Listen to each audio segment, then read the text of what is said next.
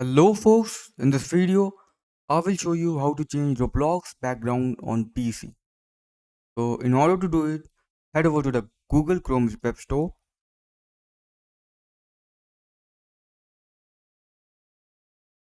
Now type on the search bar stylish custom themes for any website. Go on this extension. Keep in mind you have to download this extension stylish custom themes for any website.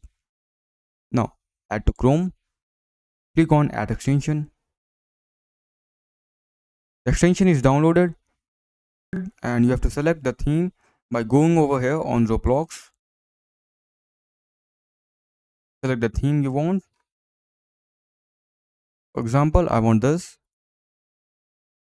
Click on install style. Now the theme is added. Go on Roblox.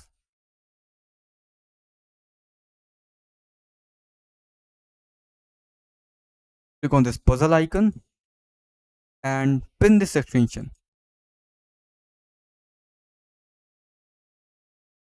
Now refresh the page.